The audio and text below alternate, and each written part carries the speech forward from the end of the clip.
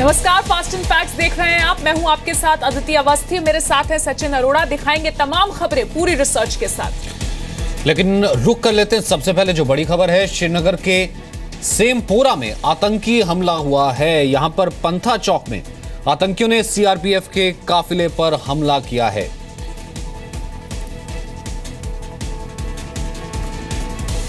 खालिद हुसैन इस वक्त हमारे साथ मौजूद है। खालिद, इसमें और क्या डिटेल आ रही है? देखिए, जो इनिशियल रिपोर्ट्स आ रही हैं, ये कॉन्वॉय की सीआरपीएफ की और जिस पर हमला हुआ है, और ये श्रीनगर के आउटस्कर्ट्स पे पड़ता है, जिससे 3 जवानों के घायल होने की अब तक खबर है। और ये जम्मू कश्मीर राष्ट्रीय राजमार्ग पे पड़ता है। ईडीआई बिल्डिंग, जो हम आपको याद होगा, वहाँ 2 बड़े एनकाउंटर्स हुए थे, उससे कुछ ही दूरी पर ये हमला किया गया है श्रीनगर की तरफ से के आते हुए। और वहां पर 3 जवानों की अभी घायल होने की खबर है। इलाके को कॉर्डन में ले लिया गया है और वहां पे तलाशी अभियान भी शुरू कर दिया गया है। और ऐसा माना जा रहा है कि हिट एंड रन केस है, जैसे हमने पिछले 2-3 दिनों से देखा कि बाईपास पर श्रीनगर में जैसे मिलिटेंट्स ने फायर किया आर्मी की कानवाई पे और फिर भाग गए, वैसे ही ग्रेनेड दाग के कल भाग गए। और आज भी ऐसा ही लग रहा है कि हिट एंड रन केस है, और उसमें 3 अभी तक जो खबर आ रही है, 3 जवान घायल है। जी सचिन। जी खालिद, फिलहाल जैसा कि आपने बताया कि सर्च ऑपरेशन चल रहा है। सीआरपीएफ के 3 जवान अभी फिलहाल इस हमले में घायल बताए जा रहे हैं। सेमपुरा में ये आतंकी हमला हुआ है।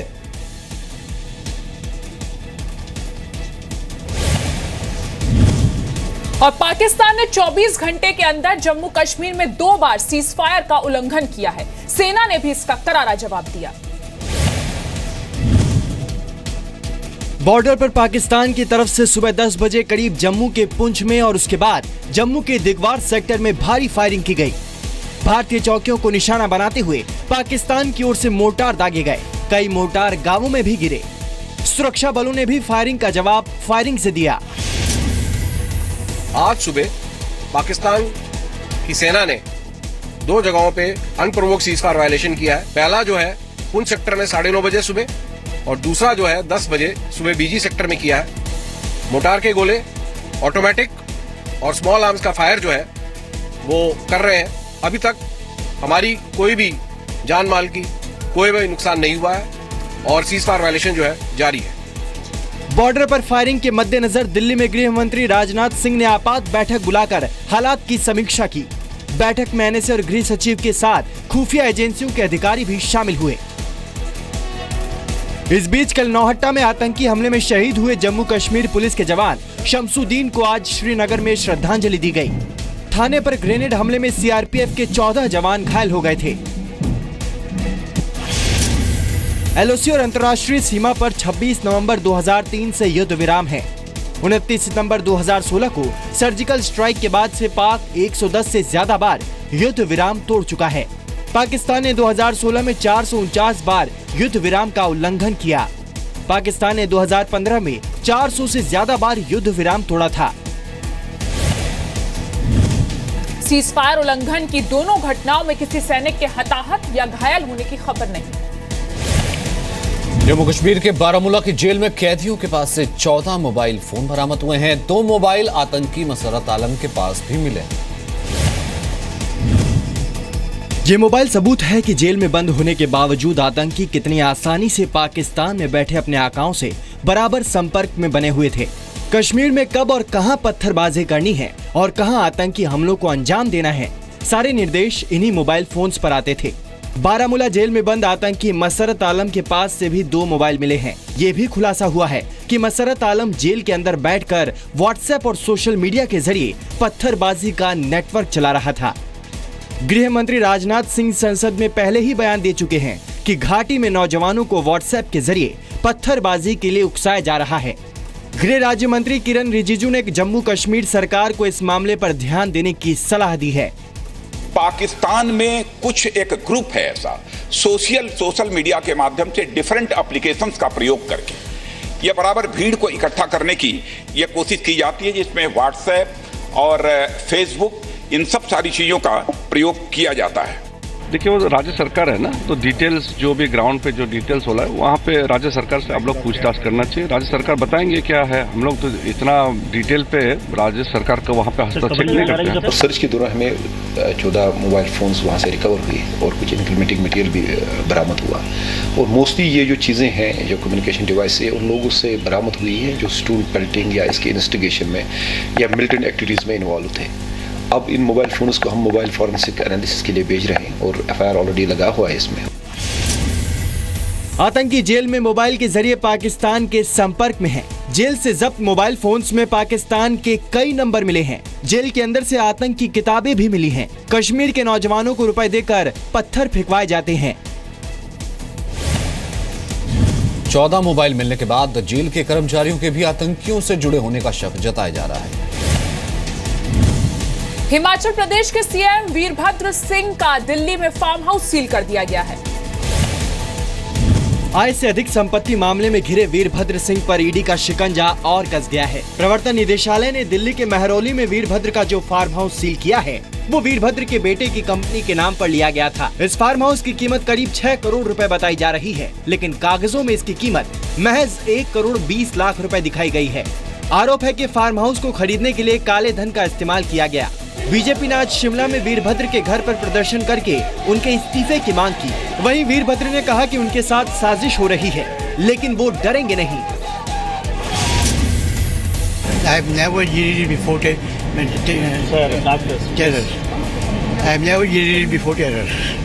जब चार्जशीट जो है वो सीबीआई द्वारा बना दी गई और कोर्ट में दाखिल कर दी गई और दिल्ली हाई कोर्ट ने ये कहा है कि प्राइमा फेशी केस इनके खिलाफ बनता है, इसलिए एफआईआर क्वैश नहीं हो सकती, तो गद्दी पर बैठ करके जो है वो प्रदेश का शासन व्यवस्था चलाएं, ये नैतिकता की दृष्टि से भी और मैं समझता हूं कि कानून की दृष्टि से भी जो है वो उचित नहीं है।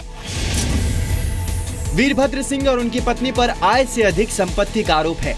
2009 से 2012 के बीच बतौर केंद्रीय इस्पात मंत्री वीरभद्र पर 6 करोड़ की अवैध संपत्ति अर्जित करने का आरोप है। मामले में एलआईसी एजेंट आनंद चौहान को पुलिस पहले ही गिरफ्तार कर चुकी है। सीबीआई ने पिछले हफ्ते ही वीरभद्र सिंह समेत 9 आरोपियों के खिलाफ आरोप पत्र दाखिल किया है। वीरभद्र के खिलाफ आय से अधिक संपत्ति मामले में दिल्ली हाईकोर्ट में सुनवाई 6 अप्रैल तक के लिए टल गई है। राजस्थान के एम्बुलेंस घोटाले में पूर्व मुख्यमंत्री अशोक गहलोत की भी मुश्किलें बढ़ गई हैं। प्रवर्तन निदेशालय ने चिकित्सा हेल्थ केयर की 11 करोड़ 57 लाख की प्रॉपर्टी जब्त कर ली। राजस्थान में 2009 के 108 एम्बुलेंस घोटाले में हुई है ये कार्रवाई। अशोक गहलोत सरकार ने गांव में एम्बुलेंस सर्विस मुहैया कराने के नाम पर चिकित्सा हेल्थ केयर को भारी भरकम पेमेंट किया था। बीजेपी की सरकार बनने के बाद 2015 में ऑडिटर ने जांच में पाया कि चिकित्सा कंपनी सिर्फ कागजों पर थी और पेमेंट के नाम पर बड़ी धांधली हुई है। इसी आधार पर सीबीआई ने पूर्व सीएम अशोक गहलोत, पूर्व केंद्रीय मंत्री सचिन पायलट, पूर्व वित्त मंत्री चिदम्बरम के बेटे कार्ति चिदम्बरम के साथ चिकित्सा हेल्थ केयर के डायरेक्टर रवि कृष्णा पर केस दर्ज किया था। चिकित्सा की संपत्ति जब्त होने से इशारा साफ है कि प्रवर्तन निदेशालय अशोक गहलोत के खिलाफ भी जल्द से जल्द कार्रवाई कर सकता है। चिकित्सा हेल्थ केयर पूर्व केंद्रीय मंत्री व्यालार रवि के बेटे रवि कृष्णा की कंपनी है। सीबीआई ने 24 अगस्त 2015 को केस दर्ज करके एम्बुलेंस घोटाले की जांच शुरू की थी। चिकित्सा हेल्थ केयर में सचिन पायलट और कार्तिक चिदम्बरम भी डायरेक्टर हैं। एम्बुलेंस सर्विस एनआरएचएम के तहत पीपीपी मॉडल पर शुरू की गई थी। 108 एम्बुलेंस सर्विस के लिए कंपनी पर 2 करोड़ 56 लाख रुपए के अतिरिक्त भुगतान का भी आरोप है। राजस्थान में 2009 में गहलोत सरकार ने एम्बुलेंस के लिए टेंडर निकाला था। जयपुर में मेयर पंकज जोशी ने दर्ज कराई थी इस घोटाले की शिकायत। दिल्ली में एमसीडी चुनाव से पहले कांग्रेस को बड़ा झटका लगा है। पूर्व स्वास्थ्य मंत्री ए.के. वालिया ने कांग्रेस से इस्तीफा दे दिया है। दिल्ली कांग्रेस के प्रदेश अध्यक्ष अजय माकन को इस्तीफा भेजते हुए डॉक्टर ए.के. वालिया ने कांग्रेस की पोल पट्टी भी उधेड़ दी। वालिया ने कहा कि पार्टी में सिस्टम नाम की कोई चीज नहीं रह गई है। छुटभैया नेताओं को इतनी पावर दे दी गई है कि वो खुलकर मनमानी कर रहे हैं। वालिया ने एमसीडी चुनाव के टिकट बंटवारे को लेकर कांग्रेस में चल रहे इंटरव्यू पर भी कई सवाल खड़े किए। उन्होंने कहा कि पार्टी में बड़े नेताओं को महत्व न देने का ट्रेंड चल पड़ा है। हमारे सीनियर लीडर्स की कठिनाई नहीं है, कठिनाई है उन छोटे लीडर्स की जो ऐसा मौका समझ रहे हैं की सारी पावर उनको मिल गई है। वो जिसको मर्जी आए यस कर देते हैं, जिसको मर्जी आए नो कर देते हैं। निश्चित तौर पे डॉक्टर वालिया जैसे इंसान जो है वो तभी पब्लिक करते हैं कोई बात जब उनके सम्मान को ठेस पहुंची हो। तो कहीं ना कहीं जो है हमारी मैनेजमेंट की ये कमी है और उनके जैसे सीनियर आदमियों के साथ जो है इस तरीके का व्यवहार नहीं होना चाहिए। वालिया के इस्तीफे के साथ ही उनके बीजेपी में जाने की सुगबुगाहट भी शुरू हो गई है। हालांकि वालिया इस पर खामोश हैं। ना उन्होंने हाँ बोला है और ना ही इनकार किया है।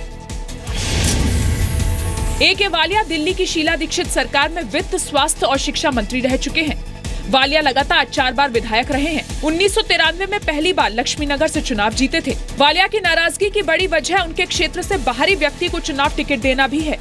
वालिया के मुताबिक पार्टी ने ऐसे लोगों को टिकट दिए हैं जो पार्टी के खिलाफ काम कर चुके हैं। एमसीडी चुनाव के लिए कांग्रेस अब तक 267 उम्मीदवारों का ऐलान कर चुकी है।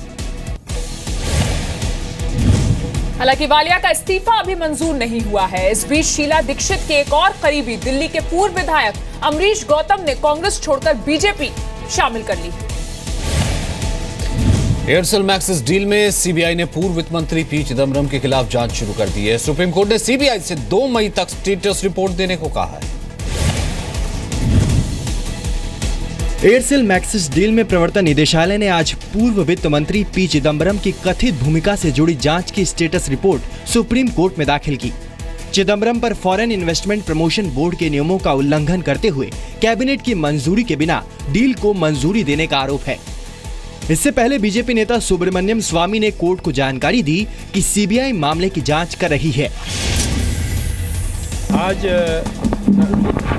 आज मेरी याचिका चीफ जस्टिस के कोर्ट में आई थी, जिसमें मैंने कहा कि एयरसेल मैक्सिस की क्लियरेंस में चिदम्बरम ने जो FIPBV की अप्रूवल दी थी वो अवैध था। सुप्रीम कोर्ट ने चिदम्बरम के खिलाफ आरोपों पर याचिकाकर्ता सुब्रमण्यम स्वामी को सबूत पेश करने को कहा था। सुब्रमण्यम स्वामी का आरोप था कि वित्त मंत्री चिदम्बरम ने FIPB नियमों का उल्लंघन करके 3,500 करोड़ की डील को मंजूरी दी। दयानिधि मारन पर आरोप था कि उन्होंने 2006 में सी शिवशंकरन पर एयरसेल और मैक्सिस की अपनी हिस्सेदारी सन डायरेक्ट को बेचने का दबाव डाला था। अक्टूबर 2011 में सीबीआई ने मारन बंधुओं और मैक्सिस के मालिक कृष्णन पर FIR दर्ज की थी। दयानिधि के घर छापे मारे गए थे। 2 फरवरी को सीबीआई की स्पेशल कोर्ट ने मारन बंधुओं को एयरसेल मैक्सिस डील में आरोपों से मुक्त कर दिया था। इस मामले में सुप्रीम कोर्ट में अगली सुनवाई अब 2 मई को होगी।